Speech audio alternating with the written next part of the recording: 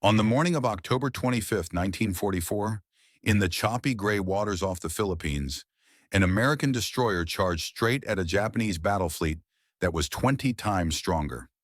Sailors later said it was like watching a house cat sprint toward a pack of starving tigers. It made no tactical sense.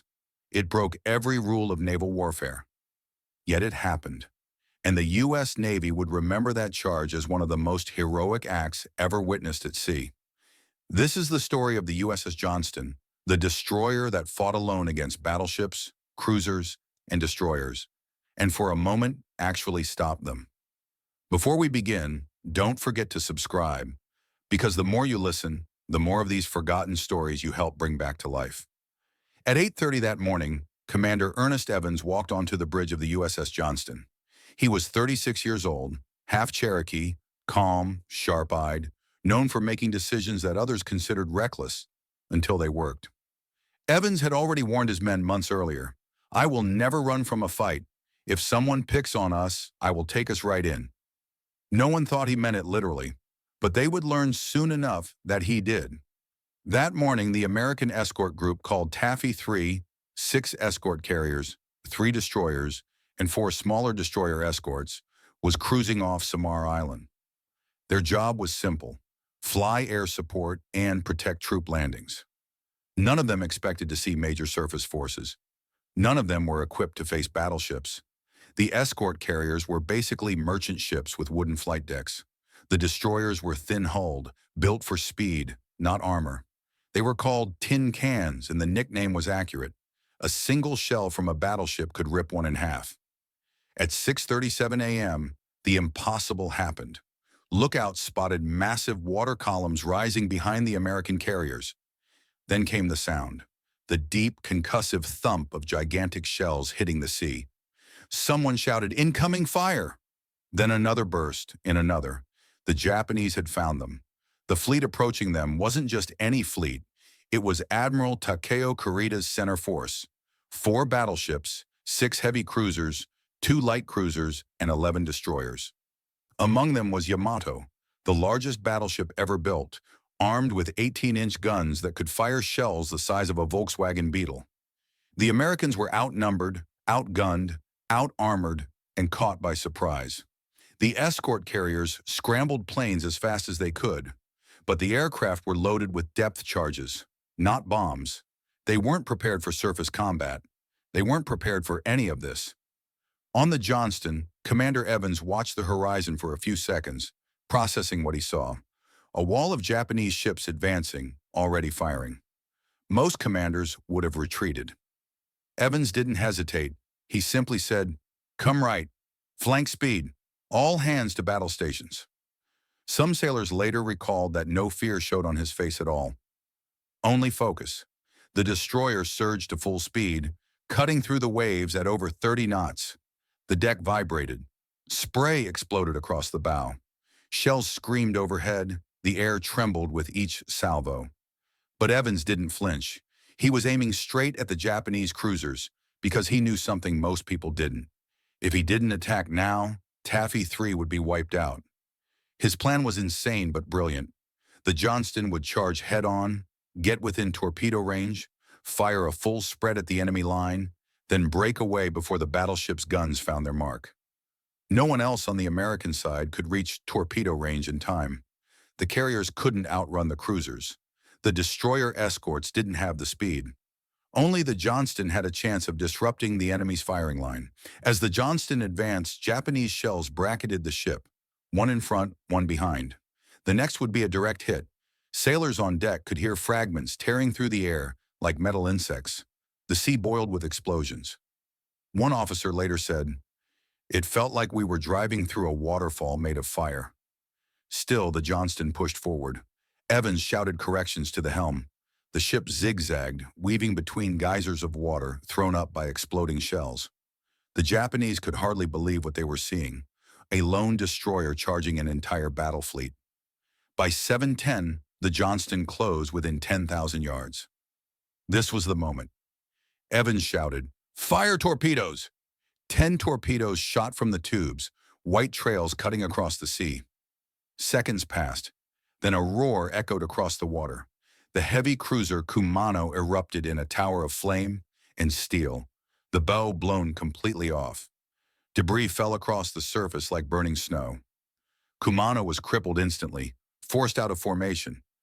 One destroyer had just broken a battle fleet's formation, but now the Japanese guns all shifted toward the Johnston. Yamato adjusted her aim. The largest battleship in the world prepared to fire. Evans saw the muzzle flashes. He shouted for evasive maneuvers, but at 7:27, an 18-inch shell smashed into the Johnston's forward deck. The blast tore through compartments, killed several crewmen instantly, and knocked the ship's radar and communications offline. Metal fragments ripped across the bridge. Evans was hit, losing 2 fingers, but stayed standing. The destroyer slowed. Smoke poured from the bow. Crewmen dragged the wounded to cover, but Evans grabbed the helm himself and yelled, "We're not done yet! Come about! Attack again!" The Johnston turned toward the enemy once more. The Johnston was badly damaged, but far from out of the fight. Smoke drifted across the decks, paint blistered from heat, and parts of the forward structure were twisted like scrap metal. Yet the engines still turned, the guns still worked, and the sailors still stood at their stations. What no one understood yet was that the destroyer was about to face the full fury of an entire Japanese fleet, alone. As the Johnston came around for a second attack run, the Japanese heavy cruisers unleashed a storm of shells. Huge 8-inch rounds smashed into the water around the destroyer, forcing it to constantly turn and weave. Each turn exposed another part of the ship to fire. Sailors felt the shock of impacts travel through the hull like thunder. Yet the American guns kept firing back. The 5-inch guns of the Johnston were tiny compared to cruiser guns, but they were fast and accurate. The gunners worked at an almost impossible pace, firing shell after shell, adjusting for smoke, spray, and violent maneuvers. One Japanese officer later wrote that the destroyer's rate of fire made it seem like 3 ships were shooting at them, not 1. Evans maneuvered closer, drawing attention away from the escort carriers. The Japanese had begun shifting fire toward the slow, vulnerable American carriers whose wooden decks could not withstand more than 1 or 2 hits. Evans saw what was happening, and instead of retreating, he turned directly between the carriers and the battleships. It was a suicidal decision, but it saved the carriers for precious minutes. At 7:35, the Johnston engaged Chokai, one of the most powerful cruisers in the Japanese Navy. Chokai's guns could tear the destroyer apart in a few salvos, but Chokai was also within 5-inch gun range. The Johnston gunners targeted her superstructure and secondary guns. Within minutes, Chokai was burning. Then another disaster struck. A direct hit crippled the Johnston's steering gear. The ship lurched and nearly lost control as water poured into damaged compartments. Communication lines were severed. The destroyer was half blind and bleeding badly. But Evans refused to give up. He ordered the crew to switch to manual steering, literally controlling the rudder from below decks using hand wheels. It was exhausting, dangerous work, but the sailors did it without hesitation. The ship responded, slowly and imperfectly, but it responded. The Johnston turned toward yet another cruiser. By 8 o'clock, the Japanese realized something strange. The ship that had been attacking them so aggressively was small, incredibly small. Many officers at first assumed it was a larger destroyer or even a light cruiser.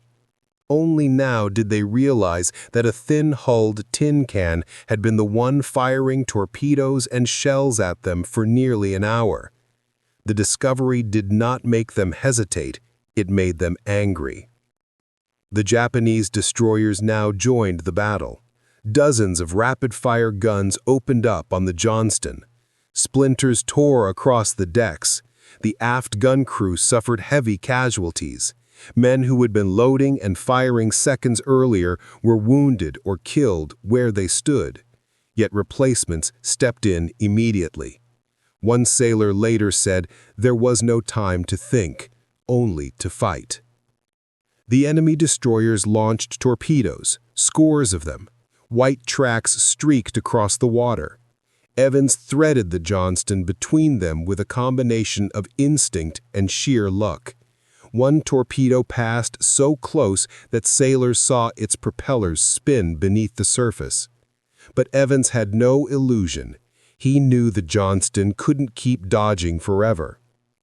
At 8:15, the Johnston engaged Haguro, another cruiser. Despite being badly damaged, the American destroyer landed several hits, forcing Haguro to turn away temporarily to avoid fire.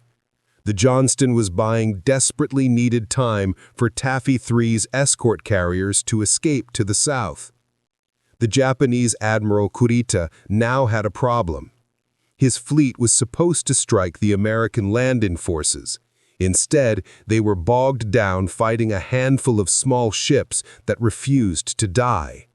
It made no sense on paper, but the chaos caused by the Johnston and the other destroyers of Taffy 3 disrupted his timing and confused his reports. Some Japanese officers mistakenly believed they were facing a much larger American force. This confusion would ultimately save thousands of American lives. But the Johnston was reaching its limit. Smoke poured from the funnel. The ship's forward guns were nearly out of ammunition. The aft guns were operating on backup power. The engine room reported rising temperatures and falling pressure. Several compartments were flooded. The list to starboard increased with each passing minute. Still, the Johnston fought on. The Johnston was barely holding together. Compartments were filling with water. Electrical systems were failing one by one, and the list to starboard grew so steep that sailors had to brace themselves just to stay upright. Yet the guns kept firing, even when the gunners had to aim manually because the power feeds were destroyed. The crew fought on with the stubbornness of men who understood exactly what was at stake. The carriers behind them had no armor, no speed, and no chance of survival if the Japanese battle line broke through. Around 8:30, the Japanese battleships closed the distance. The giant hulls of Kongo and Haruna loomed through the smoke, their massive turrets turning slowly toward the crippled destroyer. Their rangefinders locked on to the Johnston's silhouette. Seconds later, a new wave of heavy-caliber shells came crashing down around the tin can. One shell slammed directly into the port side. The explosion tore open the deck and knocked out the last functioning engine. The ship slowed dramatically, becoming an easier target.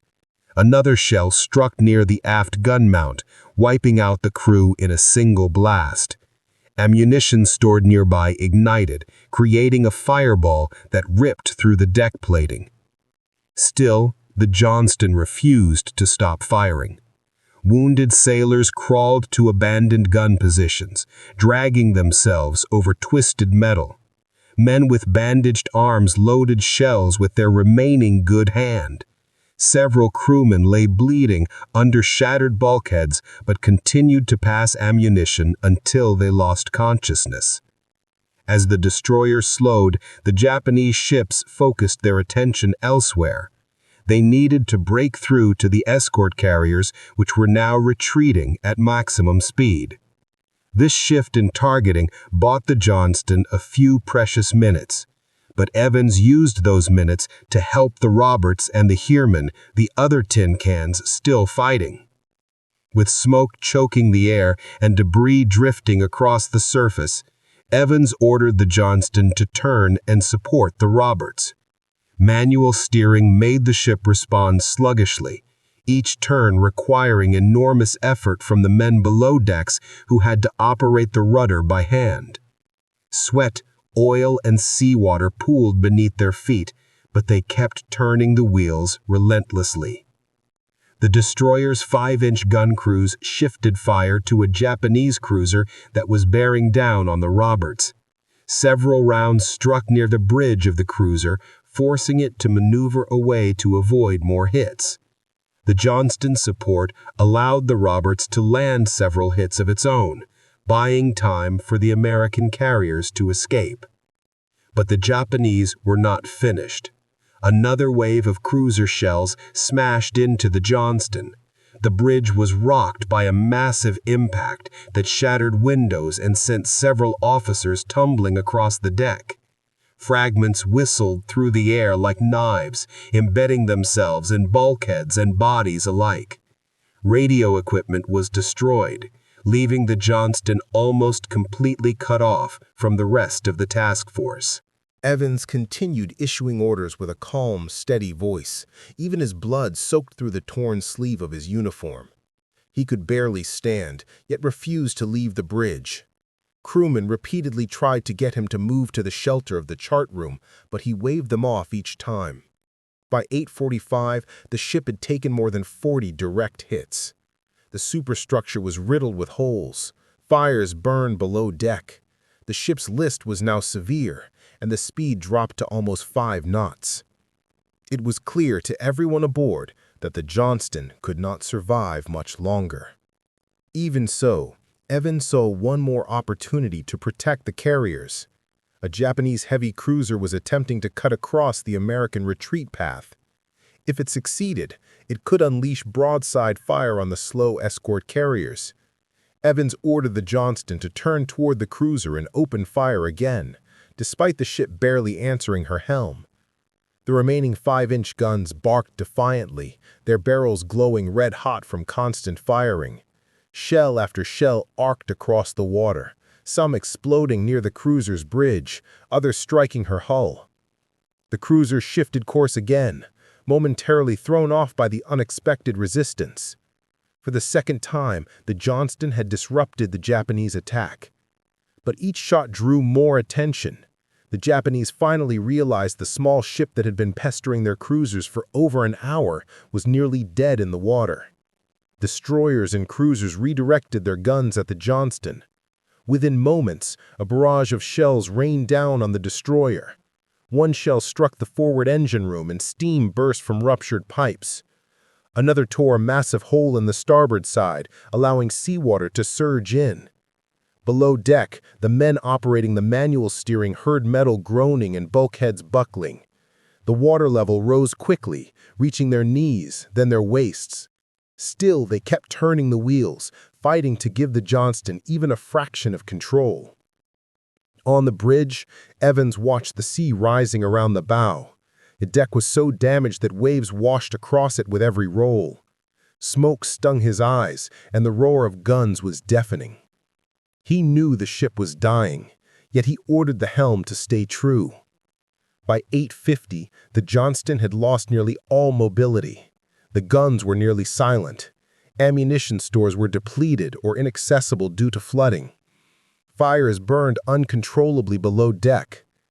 Sailors who could no longer fight helped move wounded men to safer parts of the ship. It was at this moment that the Japanese destroyers approached for the final blow. Instead of firing immediately, one Japanese captain signaled to his crew to cease fire. He watched the battered American destroyer drifting, smoke curling from shattered masts, decks torn open like paper. He later wrote that he felt he was witnessing something beyond courage, something closer to madness or destiny. But other ships did not hesitate.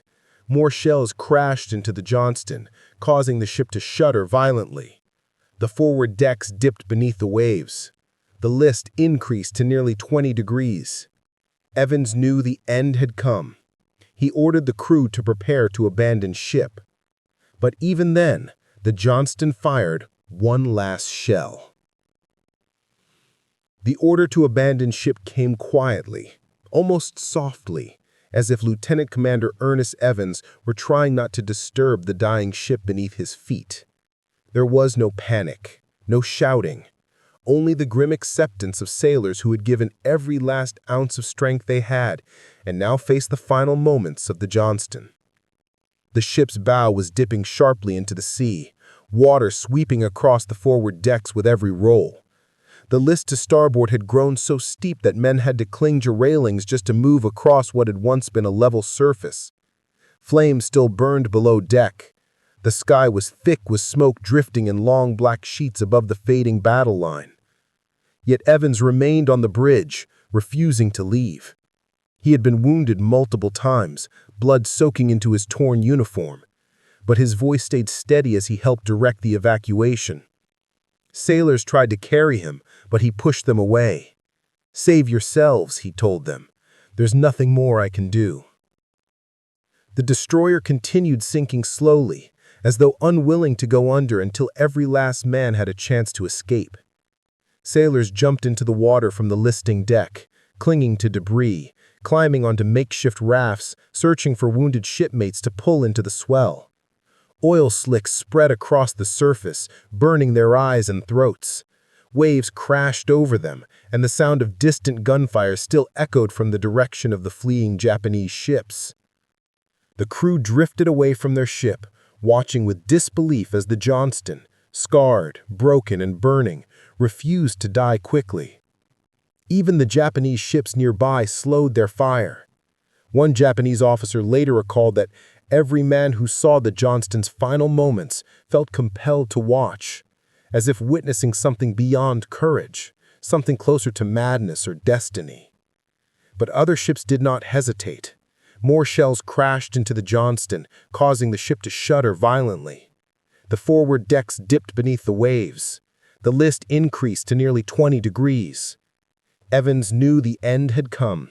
He ordered the crew to prepare to abandon ship. But even then, the Johnston fired one last shell. The order to abandon ship came quietly, almost softly, as if Lieutenant Commander Ernest Evans were trying not to disturb the dying ship beneath his feet.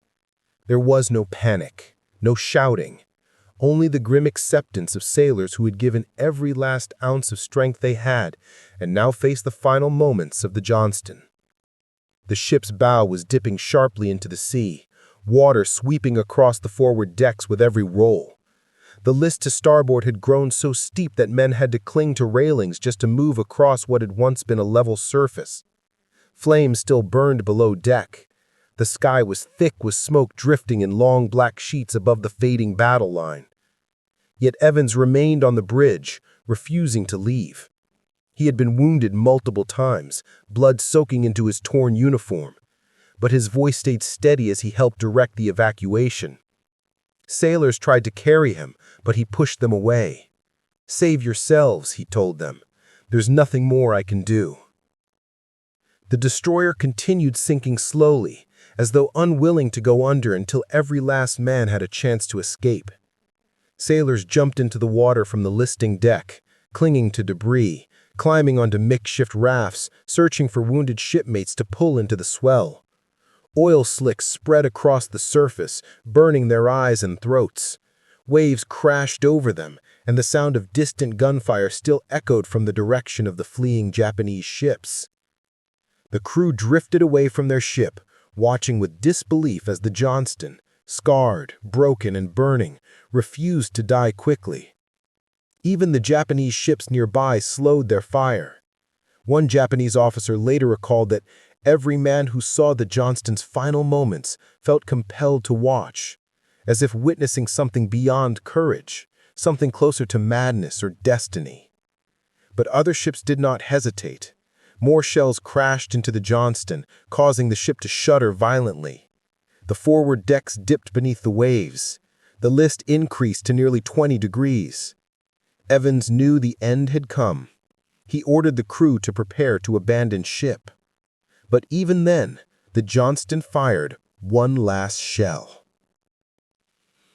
The order to abandon ship came quietly, almost softly, as if Lieutenant Commander Ernest Evans were trying not to disturb the dying ship beneath his feet. There was no panic, no shouting, only the grim acceptance of sailors who had given every last ounce of strength they had and now faced the final moments of the Johnston. The ship's bow was dipping sharply into the sea, water sweeping across the forward decks with every roll. The list to starboard had grown so steep that men had to cling to railings just to move across what had once been a level surface. Flames still burned below deck. The sky was thick with smoke drifting in long black sheets above the fading battle line. Yet Evans remained on the bridge, refusing to leave. He had been wounded multiple times, blood soaking into his torn uniform, but his voice stayed steady as he helped direct the evacuation. Sailors tried to carry him, but he pushed them away. "Save yourselves," he told them. "There's nothing more I can do." The destroyer continued sinking slowly, as though unwilling to go under until every last man had a chance to escape.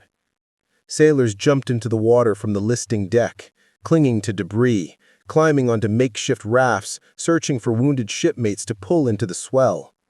Oil slicks spread across the surface, burning their eyes and throats. Waves crashed over them, and the sound of distant gunfire still echoed from the direction of the fleeing Japanese ships. The crew drifted away from their ship, watching with disbelief as the Johnston, scarred, broken, and burning, refused to die quickly. Even the Japanese ships nearby slowed their fire. One Japanese officer later recalled that every man who saw the Johnston's final moments felt compelled to watch, as if witnessing something beyond courage, something closer to madness or destiny. But other ships did not hesitate. More shells crashed into the Johnston, causing the ship to shudder violently. The forward decks dipped beneath the waves. The list increased to nearly 20 degrees.